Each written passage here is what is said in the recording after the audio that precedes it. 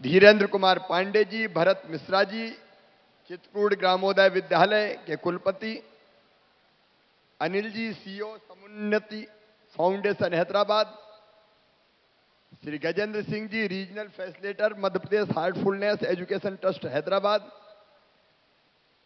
Professor Virendra Kumar Vyas ji, यहां उपस्थित मंचासीन हमारे सभी साथीगण, अभी जिनको हमने सुना वो तो एक उदाहरण थे, ऐसे कई हीरे जन अभियान परिषद ने तैयार कर दिए हैं। मेरे प्रिय मित्रों, मेरी बहनों, मेरे भाइयों, मेरे भांजे भांजियों, आपके बीच में आके मैं अत्यंत गदगद हूं, बहुत प्रसन्न हूं। आप भी खुश हैं कि नहीं? अरे आप भी खुश हैं कि नहीं?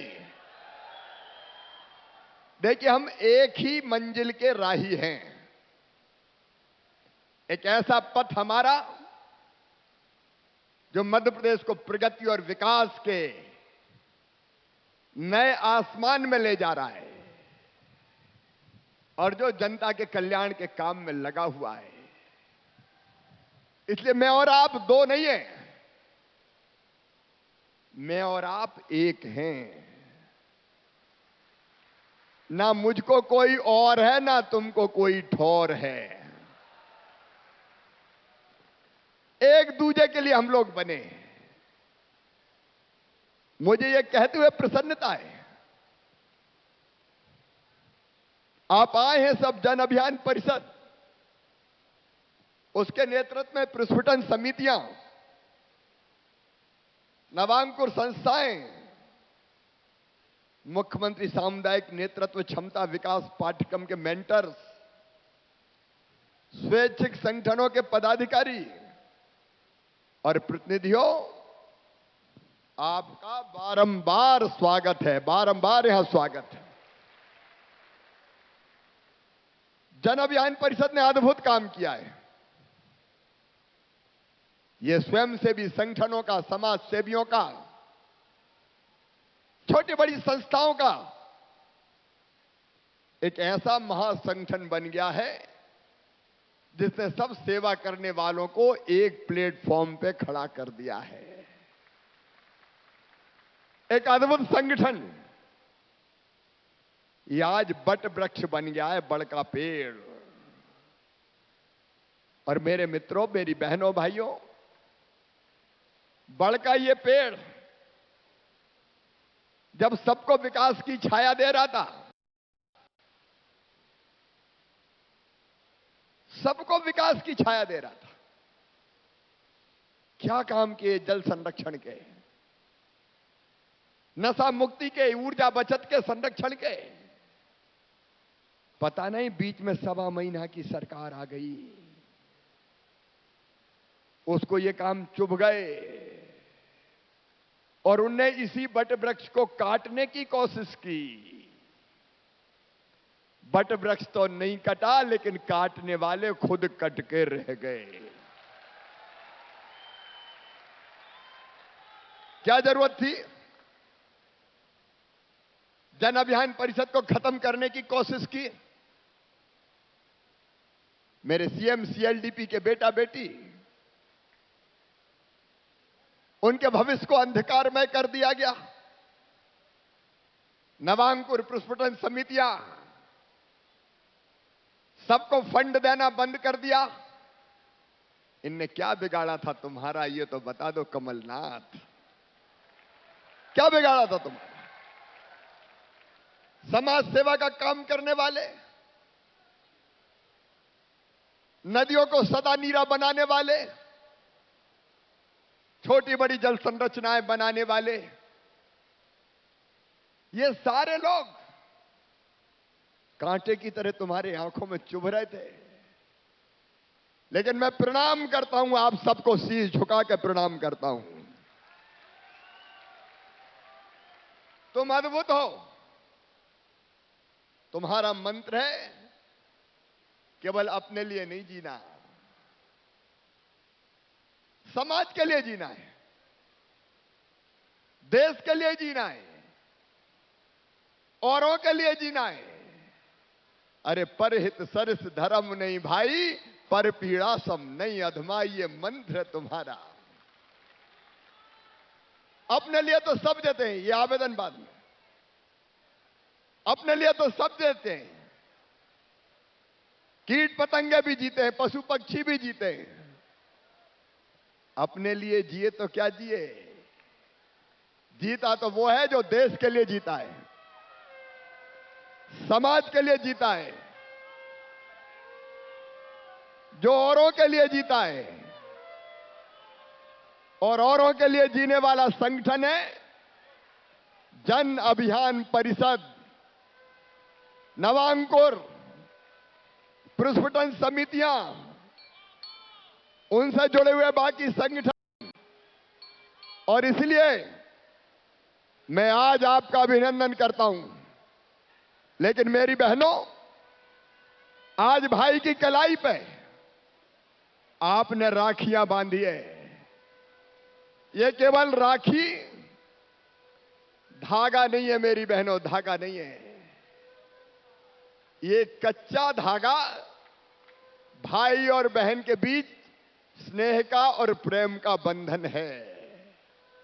आज मैं आपको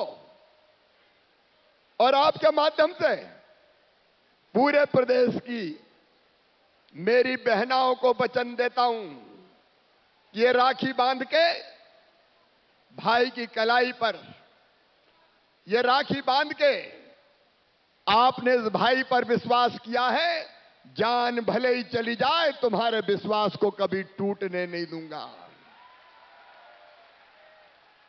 इस विश्वास को कभी खंडित नहीं होने दिया जाएगा। मेरी बहनों और भाइयों, आप समाज सेवा में जुटे हुए लोग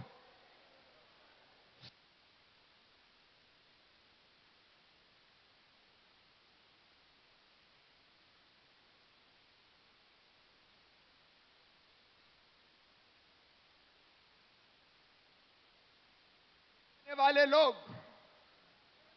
एक नहीं अनेकों काम आपने किए। और आज मैं फिर आपके सामने ये कह रहा हूं, देखो अकेली सरकार सारे काम नहीं कर सकती तब तक जब तक कि समाज सरकार के साथ खड़ा ना हो जाए। ये समाज और सरकार मिलकर अगर साथ खड़ा हो जाए तो चमत्कार किया जा सकता है, चमत्कार। और आपके साथ मिलकर वो चमत्कार मैं करना चाहता हूं। प्रदेश की प्रगति का चमत्कार, प्रदेश के विकास का चमत्कार, जनता के कल्याण का चमत्कार, बुराइयां दूर करने का चमत्कार। और मेरे बहनों और भाइयों, आपके साथ मिलकर समाज को खड़ा करके हम मध्य प्रदेश को नई ऊंचाइयों पे ले जाना चाहते हैं, नई ऊंचाइयों पर। अभी डॉक्टर जितेंद्र जामदार बता रहे थे, कुछ उदाहरण आपके सामने दे रहे थे। एक जमाना था जब मध्य प्रदेश में पता ही नहीं चलता था कि गड्ढों में सड़क है कि सड़क में गड्ढा है कि गड्ढम गड्ढा है। अरे याद है कि भूल गए? जोर से बताओ, याद है कि भूल गए? गांव से जो आए हैं उनकी गाड़ी सड़क पर नहीं खेतों में चलती थी, क्योंकि सड़क पे तो गड्ढे ज्यादा होते थे। आज शानदार सड़कों का निर्माण किया है तो इस सरकार ने, बीजेपी की सरकार ने किया है। चाहे बिजली के इंतजाम का सवाल हो, मैं आपको बधाई देता हूं। ऊर्जा संरक्षण का अभियान आपने चलाया। आपने वो बल्ब जो कम ऊर्जा खींचते हैं, उन बल्बों को लगाने का अभियान चलाया। लेकिन मेरे बहनों और भाइयों, एक जमाना था जब बिजली रहती नहीं थी, आती कम थी, जाती ज्यादा थी। अंधेरों का घर मध्य प्रदेश था। आज एक जमाने में केवल बिजली की उपलब्धता थी 2900 मेगावाट। आज बढ़ के हो गई है 26,000 मेगावाट। सड़कों, बिजलियों, पानियों, आप में से कई किसान भी होंगे, सिंचाई की योजनाओं का जाल मध्य प्रदेश की धरती पर बिछा है। अभी डॉक्टर जामदार बता रहे थे 45 लाख हेक्टेयर में व्यवस्था हो गई है। 65 लाख हेक्टेयर में सिंचाई की व्यवस्था करके देंगे। दिन और रात हम काम कर रहे हैं, कोई खेत सूखा ना छूटे, हर किसान के चेहरे पर फसलों की तरह हरियाली आ जाए। अगर काम गिनाऊंगा तो घंटों यहां हो जाएंगे, वो गिनाने नहीं आया मैं। लेकिन प्रधानमंत्री नरेंद्र मोदी जी के नेतृत्व में भारत आगे बढ़ रहा है। एक वैभवशाली भारत, एक गौरवशाली भारत, एक संपन्न भारत, एक समृद्ध भारत का निर्माण हो रहा है, तो श्रीमान नरेंद्र मोदी जी के नेतृत्व में हो रहा है। सारा देश आज सम्मान के साथ खड़ा हुआ है। अरे अब तो भारत छोड़ दो, पाकिस्तान वाले भी कहते हैं कि अल्लाह हमारे पास भी मोदी हो जाता। मैं आपको इसलिए भी बधाई देता हूं, ये जन अभियान परिषद है और उससे जुड़े हुए बाकी साथी। जब कोविड का संकट आया तो सबसे पहले मुझे कोई याद आए तो जन अभियान परिषद वाले याद आए। अपने प्राण हथेली पे रख के जनता की सेवा कौन करेगा।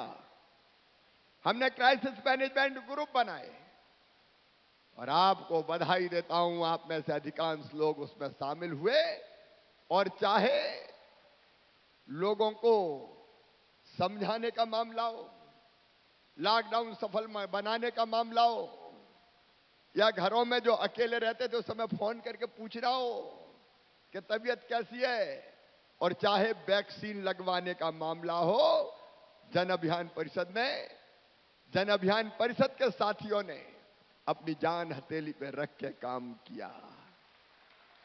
अद्भुत काम किया आपने। लेकिन वैक्सीन बनवाई तो मोदी जी ने, मोदी सरकार ने 200 करोड़ डोज लग गए और दुनिया के 100 करोड़ से ज्यादा लोगों के पास वैक्सीन पहुंच गई। अगर पुरानी सरकार होती जो 50 साल पहले रही है तो पता नहीं कितने मारे जाते मेरे बहन और भाइयों। आज भारत का मान सम्मान प्रतिष्ठा पूरी दुनिया में। लेकिन आज मैं आपसे और निवेदन कर रहा हूं, देखो मेरे बहनों और भाइयों, मेरे मन में एक ही जिद है, एक ही जुनून है, एक ही जज्बा है, अपने मध्य प्रदेश को आगे बढ़ाना और जनता को बेहतर जिंदगी देना।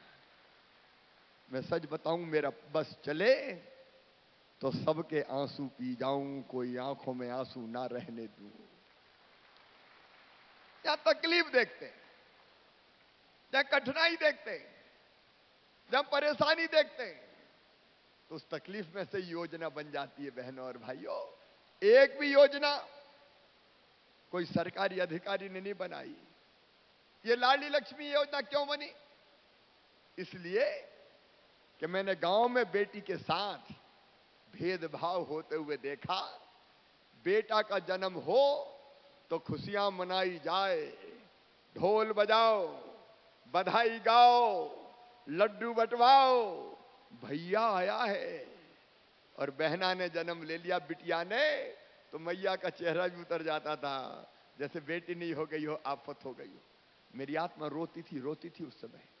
मैं कहता था, हे भगवान, ये भेदभाव क्यों?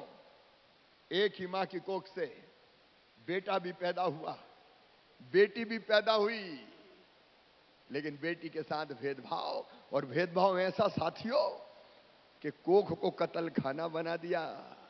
अगर पता चल जाए पहले ही कि बेटी आने वाली है तो कोख में ही मार डालो।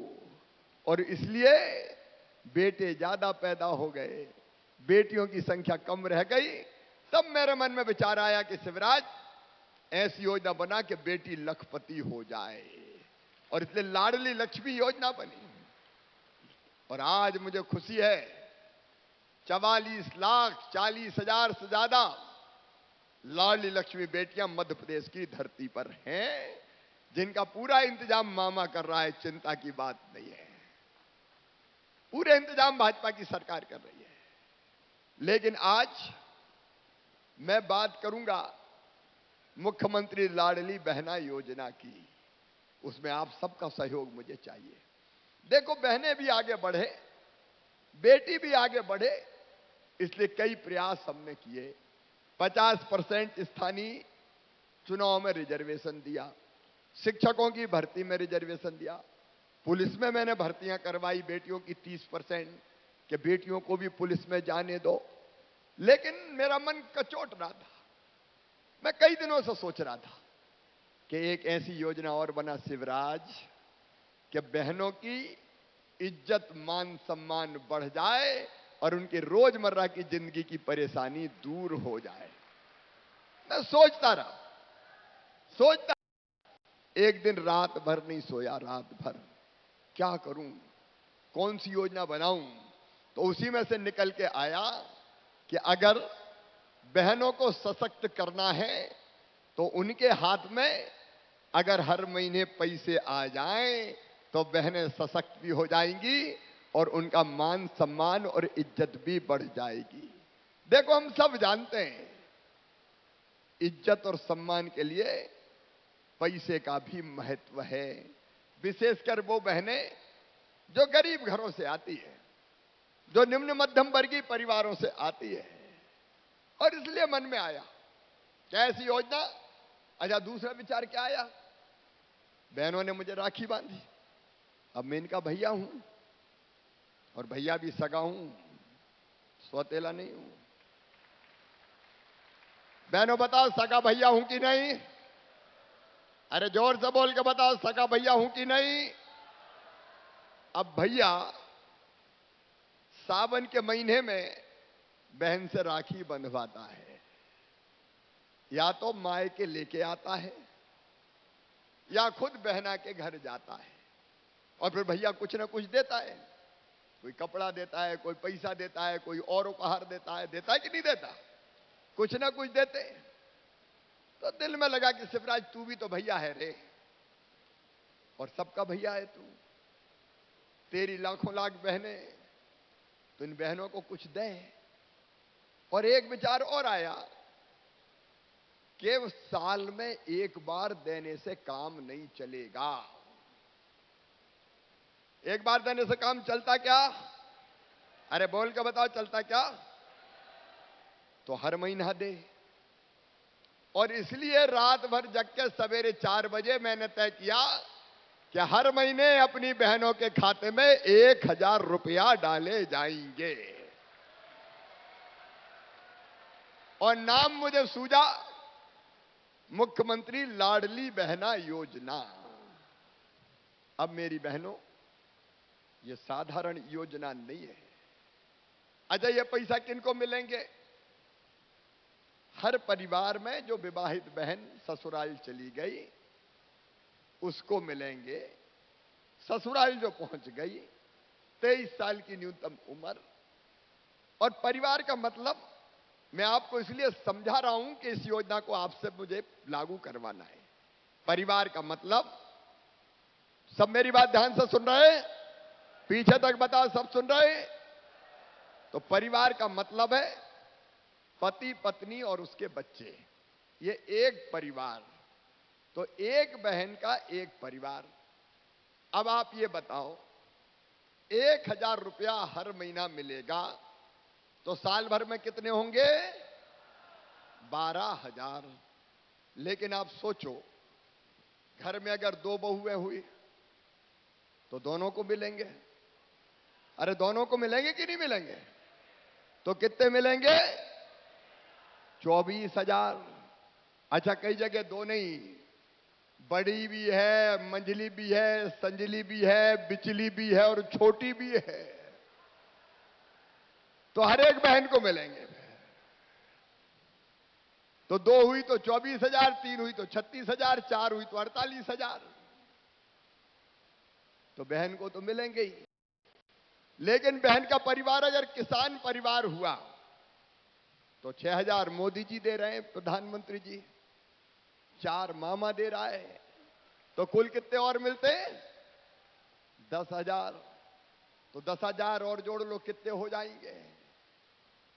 और मेरी बहनों, अगर बूढ़ी सासू जी घर में हुई तो उनको अभी पेंशन कम मिल रही है, तो सासू जी की भी पेंशन बढ़ा के कर दूंगा 1,000। तो सासू जी को कितने मिलेंगे? अब हिसाब लगाओ कितने हो गए। अब बताना जिंदगी बदल जाएगी कि नहीं? अरे जोर से बताओ, बदल जाएगी कि नहीं? ऐसी योजना पहले कभी बनी क्या? ये दुनिया की सबसे बड़ी बहनों के सशक्तिकरण की योजना है, और ये योजना बना के मेरा जीवन धन्य हो गया, सफल और सार्थक हो गया। डराया पैसा बहुत लगेंगे, तो मैंने कहा लगेंगे तो लगेंगे, बहनों के लिए लाऊंगा, भैया काय के लिए। अब इससे देखिए आर्थिक स्थिति तो सुधरेगी, मेरी बहनों की इज्जत घर में बढ़ जाएगी। जब सासू जी को ये पता है कि बहू रानी के खाते में हर महीना 1,000 रुपया आ रहे हैं, तो सासू जी कहेगी, अरे बहू की रोटी में भी घी चुपड़ो रे।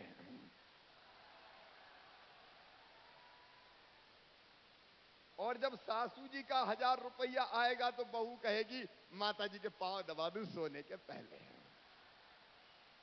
तो आप बताओ, सास बहू का प्रेम बढ़ेगा कि नहीं? अरे जोर से बताओ, बढ़ेगा कि नहीं? सास बहू का प्रेम भी बढ़ जाएगा सचमुच में। और देखो, भाई तो पैसे का दुरुपयोग सबकी बात नहीं कर रहा, लेकिन अगर भाई के हाथ में पैसा है तो हो सकता है कोई कोई उसका गलत उपयोग भी कर ले, लेकिन बहन कभी भी गलत उपयोग नहीं करेगी। देखो परिवार कैसे सुधरेगा? क्या बहन बच्चों के लिए दूध लाएगी, सब्जी लाएगी, दाल लाएगी, जरूरत पड़ी तो थोड़ी बड़ी दवाई लाएगी, सबसे पहले बच्चों का ध्यान रखेगी, तो पोषण का स्तर सुधरेगा। और थोड़े बहुत पैसा बचा के भी रखेगी मुसीबत के टाइम के लिए। और अभी तो पतिदेव से पैसा मांगती थी, लाओ माए के जाना जरा 500 रुपया तो दे दो, तो पतिदेव डांट देते थे, नहीं है, जब देखो तब लगी रहे पैसा मांगने, नहीं है मेरे पास, तो मोह महसूस के रह जाती थी। अब कभी पतिदेव को जरूरत पड़ी और कहीं से पैसे का इंतजाम नहीं हुआ और पतिदेव का मोह उतर गया, चेहरा उतर गया, तो कहेगी, गुड्डू के पापा चिंता मत करो, जे धरे ले जाओ। तो पति का सहारा भी बन जाएगी। बताओ बन जाएगी कि नहीं बन जाएगी? तो ये योजना बहन की इज्जत और सम्मान घर में बढ़ाएगी, और मेरी बहनें जरा इज्जत से जिएंगी, आत्मसम्मान से भरी रहेगी कि मेरे हाथ में भी कुछ है, मेरे हाथ में भी कुछ है। मेरी बहनों, इस योजना को आपको लागू करवाना है, और इसके साथ एक काम और किया है। 1 अप्रैल से शराब की दुकानों में जितने अहाते थे दारू के, सारे अहाते बंद कर दिए जाएंगे।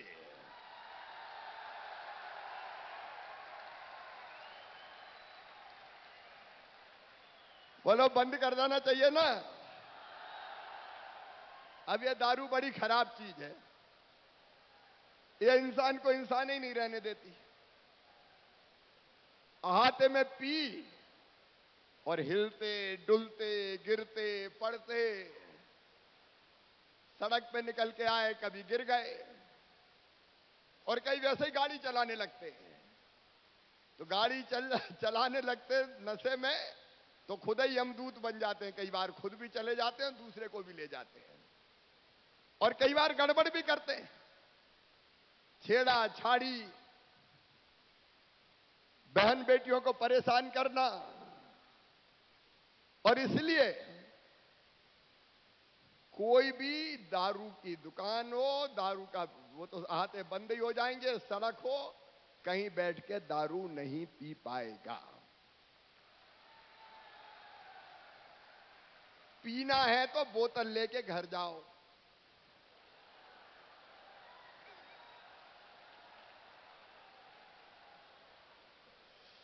अब घर जाएंगे तो बेटा भी है बेटी भी है। अरे कुछ तो शर्म लगेगी कि नहीं लगेगी? अब बहनों से कह दूंगा जरा एक डंडा तैयार रखना। देखो ये नैतिक है, नैतिक प्रतिबंध, ताकि हम इस बुराई से भी बच सकें। और इसलिए हमको लाडली बहना जैसी योजना और बहनों के सम्मान के काम सारे करते रहना है मेरी बहनों। अब मैं एक सहयोग आपसे चाहता हूं सबसे, कि वैसे हम सब काम करेंगे, हम पानी बचाने का काम करेंगे, करेंगे कि नहीं करेंगे? हम पेड़ लगाने का काम करेंगे, करेंगे कि नहीं करेंगे? हम बिजली भी बचाएंगे, क्योंकि आपको बता रहा हूं मैं आज, बिजली पे हर साल सब्सिडी हम दे रहे हैं 24,000 करोड़ रुपया, तब बिजली मिल पा रही है सस्ती। लेकिन अगर फालतू बिजली ना जले, केवल जरूरत हो तब जलाए, नहीं दिन है और तो अभी स्विच ऑन, 4-4 बल्ब जल रहे हैं। अरे भैया जरूरत क्या है? एक है तो एक ही जलाओ। मैं सीएम हाउस में जब उजाला होता है तो कभी बल्ब नहीं जलाता, मैं खुद बंद करता हूं मेरे कमरे का। जरूरत क्या है? और मेरी सीएम हाउस में अगर काम करने वालों से अगर कहा सुनी होती तो इसी पे कि ये बिजली के स्विच बंद करो, फालतू बिजली जला रहे हो। अगर ये फालतू बिजली जलना बंद हो जाए तो हम 5-6 हजार करोड़ रुपया की बिजली बचा सकते हैं। और इसलिए हम बिजली बचाने के लिए भी लोगों को प्रेरित करेंगे। जितने काम हमारे, बेटी बचाओ बेटी पढ़ाओ, नशा मुक्ति अभियान, ये सारे काम करेंगे। लेकिन अभी एक काम में मैं 1.5-2 महीना लगाना चाहता हूं आपको, बल्कि 3-4 महीना इन कामों के साथ लाडली बहना योजना को जमीन पर लागू करवाने का काम। बोलो सब करोगे? सब बताओ करोगे?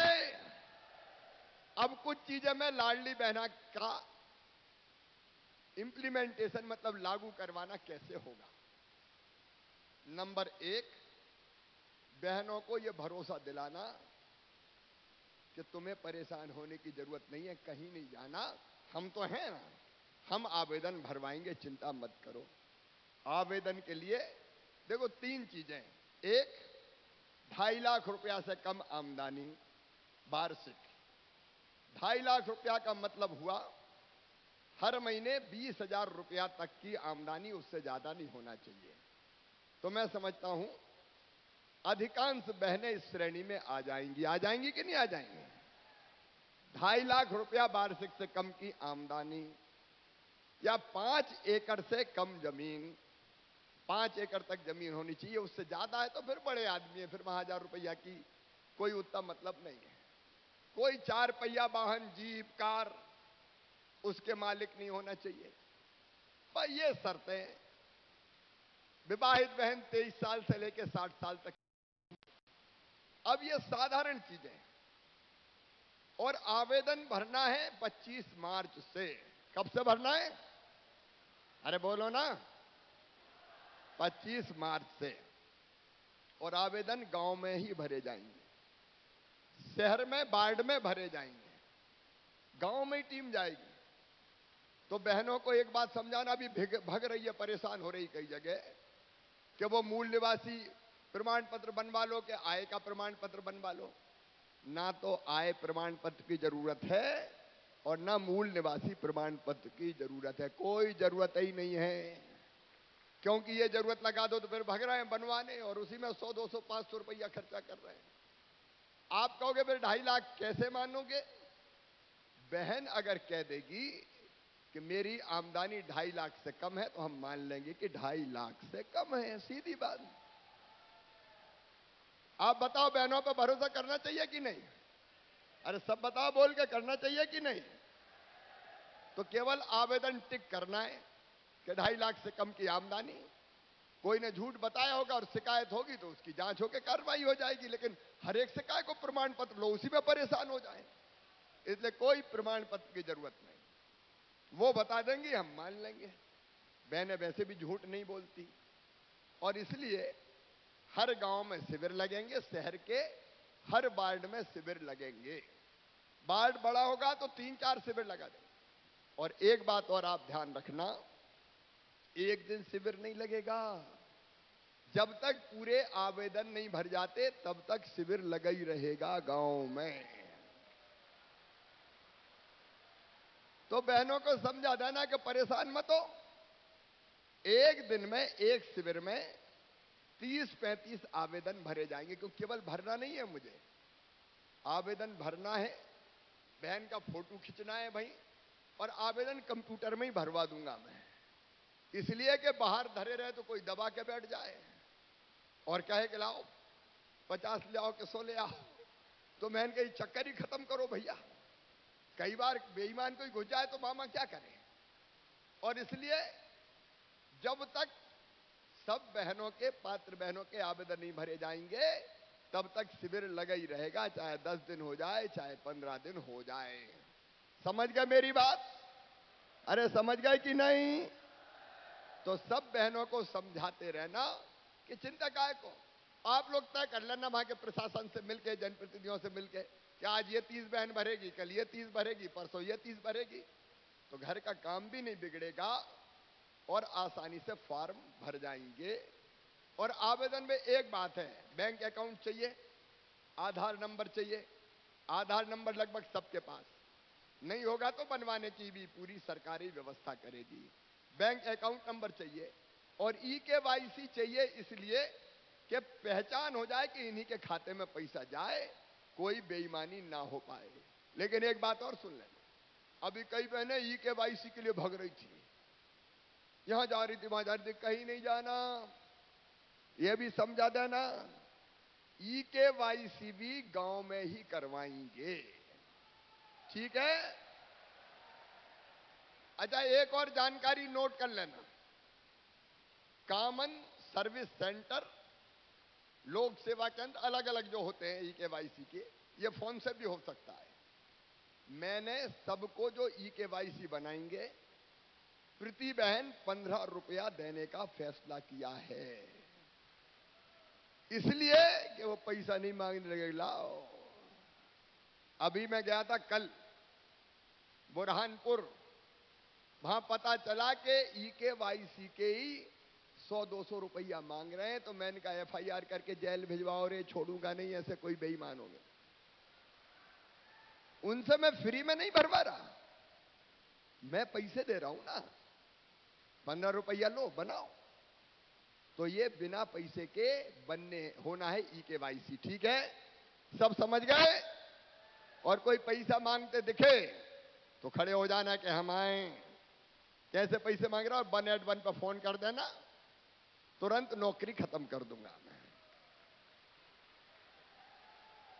ये जानकारी आपको होना चाहिए। हाँ, कुछ जगह ऐसी हो सकती है जहां EKYC के लिए दूसरे गांव, जहां कनेक्टिविटी नहीं है ना, काम ही नहीं करते, सिग्नल नहीं रहते, तो दूसरे गांव ले जाना पड़ेगा। तो वहां भी बहनों को जाना नहीं है, गाड़ी मैं करवाऊंगा, उनमें बिठवा के ले जाऊंगा। वहां भी खुद को नहीं जाना है, वहां भी हम गाड़ी की व्यवस्था करके भेजेंगे, कर्मचारी जाएंगे, बनवा के लाएंगे। अरे शिवराज, तेरे होते हुए बहनों को परेशानी हो गई तो तेरे मुख्यमंत्री होने का मतलब ही क्या है रे? और इसलिए सारी व्यवस्था बनाई है। अप्रैल के अंत तक, 30 अप्रैल तक फॉर्म भरे जाएंगे। मई में ये फॉर्म पूरे जो नाम आएंगे वो लगा देंगे पंचायत भवन में, या जो भी गांव में उपयुक्त जगह इन इनके नाम आ गए। कोई को आपत्ति होगी, कोई छूट गया तो वो हो जाएगा कि हम रह गए। और 10 जून से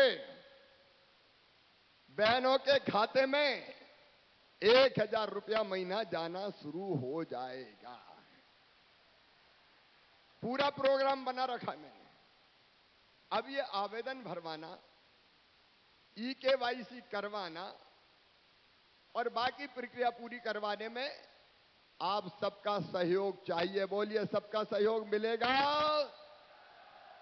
आप सब जुट जाएंगे तो फटाफट ऐसे काम हो जाएंगे। और ये बड़े पुण्य का काम है। देखो, यही धर्म पुण्य के काम है। लोगों की मदद करना, लोगों की सेवा करना, यही पुण्य के काम है। तो इसमें आप सबका सहयोग चाहिए। जहां जहां पेशा एक्ट लागू हुआ है, वहां पेशा की ग्राम सभा बन जाए, शांति और विवाद निवारण समिति बन जाए, पेशा का लाभ वहां मिल जाए। कोई के खिलाफ नहीं है पेशा, कोई के खिलाफ नहीं। भाई गांव में लागू होगा पेशा, गांव में, पेशा ब्लाक में, शहरों में नहीं है। 89 ब्लाक के पेशा ग्रामों में। और इसलिए उसमें भी आपका सहयोग चाहिए ताकि वो अधिकार दे दें। बोलो, सबका सहयोग मिलेगा? मेरे बहन और भाइयों, आपके सहयोग से मैं मध्य प्रदेश बदलना चाहता हूं। मेरी सांसें अगर आज चल रही है तो अपनी जनता के लिए चल रही है, अपने लोगों के लिए मैं जी रहा हूं। और बेहतर से बेहतर काम करके कितनी चीजें हैं। एक काम में और सहयोग चाहिए। एक बनाइए मुख्यमंत्री बाल आशीर्वाद योजना। कोविड के टाइम बनाई थी। अगर कोई बच्चा बिना मां बाप का है, कोविड में चले गए, तो उसको सड़क पर कैसे छोड़ दूं भैया? इसलिए हमने तय किया 5000 रुपया महीना उनको हम पेंशन देंगे, राशन देंगे, फीस जमा करेंगे। अब मेरे मन में आया कि भैया बिना ही कोविड के अगर कोई चले गए माता पिता, तो वो बच्चे कहां जाएंगे रे? और वो सड़क पर है तो तुझे मामा कहलाने का कोई हक है क्या? और इसलिए अब मुख्यमंत्री बाल आशीर्वाद योजना सब अनाथ बच्चों के लिए मैंने लागू कर दी है। सब अनाथ बच्चे अगर कोई है तो, और उनको जो रखेगा उनको 4000 रुपया महीना दूंगा मैं, ताकि उन बच्चों का लालन पालन ठीक हो सके। तो आप पुष्पटन समिति, नवांकुर वाले, CM CLDP, बाकी संगठन, जन अभियान परिषद, इस काम में लग के इन बच्चों की भी सेवा करें, ताकि कोई अपने रहते हुए अनाथ ना कहला पाए। मेरे बहनों और भाइयों, अनाथ ना कहला पाए। ये लोगों की जिंदगी बदलने का अभियान है।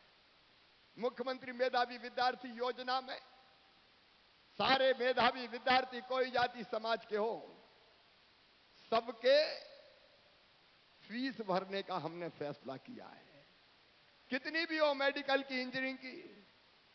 और एक बात और आज मैं बताना चाहता हूं, ये कांग्रेस ने बड़ा षड्यंत्र किया। अंग्रेज चले गए, अंग्रेजी लाद दी बच्चों की मुंडी पे, अंग्रेजी लाद दी कि मेडिकल की पढ़ाई अंग्रेजी में होगी, इंजीनियरिंग की पढ़ाई अंग्रेजी में होगी। अब आप बताना मेरे बहनों और भाइयों, गरीबों के गांव के बच्चे अंग्रेजी जानते हैं क्या? किसानों के बच्चे अंग्रेजी जानते हैं क्या? ये षड्यंत्र था कि मुट्ठी भर कुछ लोगों के बच्चे ही डॉक्टर, इंजीनियर बने, बड़े पदों पर पहुंचे। धन्नू मन्ना कल्लू पन्ना रह ही जाए बेचारे। एक बच्चे ने पिछले साल मेडिकल में एडमिशन हुआ, उसके हम फीस भरवा रहे थे, साल भर बाद पढ़ाई छोड़ के आ गया। मैंने कहा पढ़ाई क्यों छोड़ दी? बोले मामा वो अंग्रेजी समझ में नहीं आती है ना, मासी टीटी घरे टुकरिया पीटी, पल्ले नहीं पड़ रही कुछ, तो हम तो छोड़ भागे। तब हमने तय कर दिया, इस साल मध्य प्रदेश में हो गया कि मेडिकल और इंजीनियरिंग की पढ़ाई भी मध्य प्रदेश में हिंदी में होगी, हिंदी में। बोलो, होना चाहिए कि नहीं? ये सारी व्यवस्थाएं बदलने का काम अपन कर रहे हैं। और इसी में आप सबका साथ चाहिए। देखिए, एक नया मध्य प्रदेश बना रहे हैं अपन। किसानों की योजनाएं, गरीबों की योजनाएं, मुख्यमंत्री भू आवासीय अधिकार योजना, रहने की जमीन नहीं है तो जमीन के टुकड़े का मालिक बनाएंगे।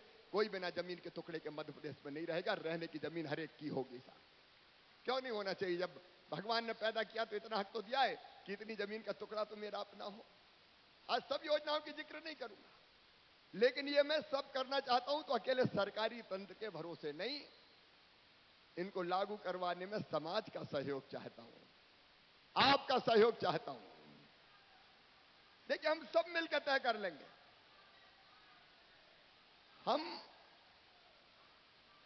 मैं भी साथ हूं बेटा।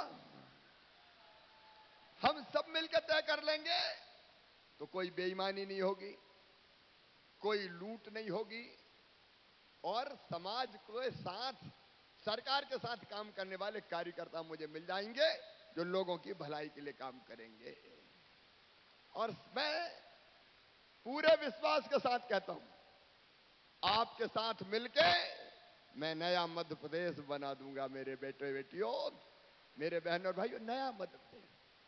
और इसलिए आज मैंने आपको बुलाया कि आप अच्छा काम कर रहे हैं, अच्छे काम का अभिनंदन है। आप वो लोग हैं जो समाज के बाकी लोगों की मदद करना चाहते हैं, जो धरती बचाना चाहते हैं, पानी बचाना चाहते हैं, नदियां बचाना चाहते हैं, स्वच्छता के काम में लगे हुए हैं। तो आओ मामा के साथ खड़े हो जाओ, मिलके हम जनता की जिंदगी बदलने के काम में भी लग जाएं। और उसका प्रारंभ लाडली बहना योजना से होगा। आओ मिलके काम करें ताकि बदल दें जमाने को, नया जमाना लेके आए, नया जमाना लेके आए, नया मध्य प्रदेश बनाए, जहां कोई बच्चा मजबूर ना हो, जहां किसी बहन के साथ अत्याचार ना हो, और बहन बेटी की तरफ कोई गलत नजर से देखता है, दुराचार करता है तो सीधे फांसी के फंदे पर लटकाने का कानून हमने बनाया है। जहां अनाथ भी सनाथ हो जाए, ऐसा मध्य प्रदेश बनाने का मेरे साथ संकल्प लो मेरे बहनों और भाइयों, मेरे साथ संकल्प लो। बोलिए, सब तैयार हैं? इन योजनाओं को लागू करने में मेरी मदद करेंगे? अपने गांव को बेहतर बनाने में मेरी मदद करेंगे? बुराइयों को खत्म करने में मेरी मदद करेंगे? नया जमाना लाने में मेरी मदद करेंगे? नया मध्य प्रदेश बनाने में मेरी मदद करेंगे? तो उठ के अपने स्थान पे खड़े हो जाएं सब। आज ये हजारों हजार मीडिया वाले मित्रों, जरा पीछे देखो, अकेले मुझे मत देखो।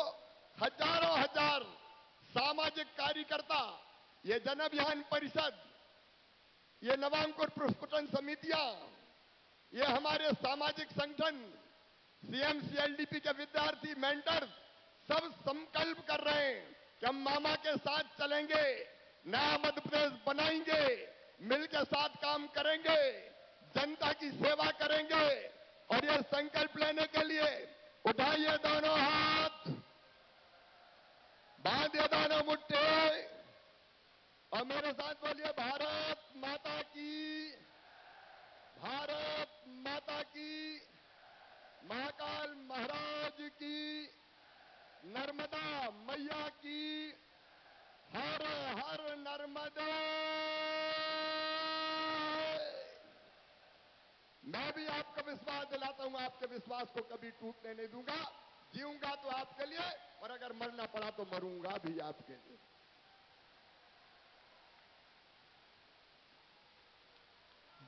बोलिए, शिवराज सिंह चौहान जिंदाबाद, शिवराज सिंह चौहान जिंदाबाद, शिवराज सिंह चौहान जिंदाबाद। तीन चीजें हम और तय कर रहे हैं आज जन अभियान परिषद और सभी साथी संस्थाओं के लिए। एक तो प्रदेश के सभी शासकीय विभागों द्वारा संचालित जन हितकारी योजनाओं में जन भागीदारी सुनिश्चित करने के लिए मध्य प्रदेश जन अभियान परिषद को नोडल एजेंसी नियुक्त किया जाता है। नंबर 2, मध्य प्रदेश में कार्यरत प्रत्येक एनजीओ को मध्य प्रदेश जन अभियान परिषद के पोर्टल में पंजीकरण कराना, वार्षिक प्रतिवेदन एवं गतिविधियों को अपलोड करना अनिवार्य कर दिया जाएगा, जिससे पारदर्शिता और जवाबदेही सुनिश्चित हो। और तीसरा, शासन के प्रत्येक विभाग द्वारा कराए जाने वाली योजनाओं का प्रचार प्रसार, सर्वे और जन भागीदारी के काम भी जन अभियान परिषद को भी सौंपे जाएंगे। ठीक है? बोलिए भारत की।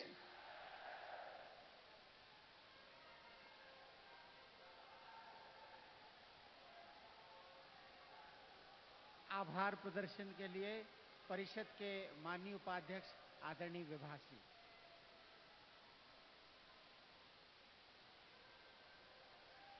हार्टफुलनेस और समुन्नति फाउंडेशन की ओर से एक स्नेह भेंट माननीय मुख्यमंत्री जी के लिए परिषद के